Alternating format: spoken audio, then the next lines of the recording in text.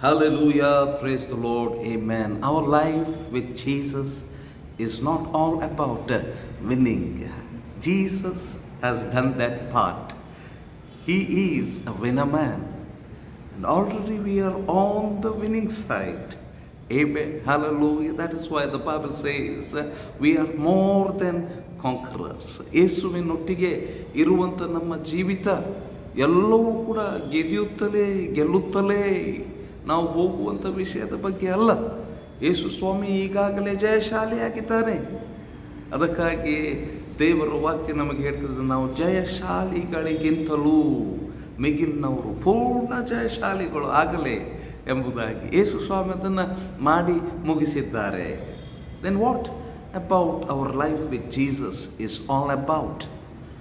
ನಮ್ಮ ಜೀವಿತ ಯೇಸುವಿನ ಬಗ್ಗೆ ಯಾವ ಅರ್ಥಕ್ಕಾಗಿ? I want to tell you, it is all about finishing strong. Hallelujah, praise the Lord, amen. ಇದೆಲ್ಲವೂ ಯೇಸುವಿನೊಟ್ಟಿಗೆ ನಮ್ಮ ಜೀವಿತ ಎಲ್ಲವೂ ಯಾವುದರ ಬಗ್ಗೆ ಅಂತ ಹೇಳಿದರೆ, ನಾವು ಗಟ್ಟಿಗರಾಗಿ ಆಮೆನ್ ಸರಿಯಾಗಿ ನಾವು ಅಂತ್ಯಕ್ಕೆ ಬರುವಂಥ ವಿಷಯ, ಅಂತ್ಯಗೊಳಿಸುವಂಥದ್ದು. Amen hallelujah. In 2 Timothy chapter 4 verse 7, Paul says, I have fought the good fight of faith. I have finished my course. I have kept the faith. Hallelujah. 2 Timothy 4:7 ವಾಕ್ಯದಲ್ಲಿ ಪೌಲನು ಹೇಳ್ತಾ ಇದ್ದಾನೆ, ನಾನು ಶ್ರೇಷ್ಠ ಹೋರಾಟ ಮಾಡಿದ್ದೇನೆ. Amen hallelujah. ಶ್ರೇಷ್ಠ ಹೋರಾಟ ಮಾಡಿದ್ದೇನೆ, ನನ್ನ ಓಟವನ್ನು ಕೊನೆಗಾಣಿಸಿದ್ದೇನೆ, ನನ್ನ ನಂಬಿಕೆಯನ್ನು ನಾನು ಕಾಪಾಡಿಕೊಂಡಿದ್ದೇನೆ ಎಂಬುದಾಗಿ. Hallelujah. That is what our life with Jesus means. Amen. We have to keep our faith. In every circumstances we need to walk by faith.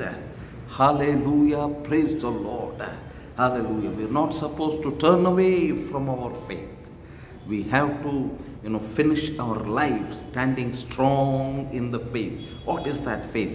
Jesus Christ is my Lord. Hallelujah. And He has given me eternal life. He has forgiven my sins. Ultimately, this is what remains for eternity. ನಂಬಿಕೆ ಏನು? ಯೇಸು ಕ್ರಿಸ್ತನು ನನ್ನ ಒಡೆಯನಾಗಿದ್ದಾನೆ, ನನ್ನ ಪಾಪಗಳನ್ನು ತನ್ನ ರಕ್ತದ ಮೂಲಕವಾಗಿ ಆತನು ಕ್ಷಮಿಸಿದ್ದಾನೆ, ನನಗೆ ನಿತ್ಯ ಜೀವವನ್ನು ಕೊಟ್ಟಿದ್ದಾನೆ. ಅಂತ್ಯದಲ್ಲಿ ಬೇರೆ ಯಾವುದು ಕೂಡ ಇರುವುದಿಲ್ಲ ಪ್ರಿಯರೇ. Hallelujah. ಇದು ಮಾತ್ರ ಉಳಿಯುತ್ತದೆ. May the Lord give us grace to all of us to finish well, to finish strong. Hallelujah. ನಮ್ಮೆಲ್ಲರಿಗೆ ದೇವರು ಕೃಪೆ ಕೊಡಲಿ ಪ್ರೇಯರ್. ನಾವು ಗಟ್ಟಿಗರಾಗಿ ಫಲದಲ್ಲಿ ಒಳ್ಳೆತನದಲ್ಲಿ ನಮ್ಮ ಜೀವಿತಗಳನ್ನು ನಂಬಿಕೆಯಲ್ಲಿಯೇ ನಾವು ಕೊನೆಗಾಣಿಸುವುದಕ್ಕೆ. God bless this word. Amen. ದೇವರ ವಾಕ್ಯವನ್ನು ಆಶೀರ್ವದಿಸಲಿ. ಆಮೆನ್.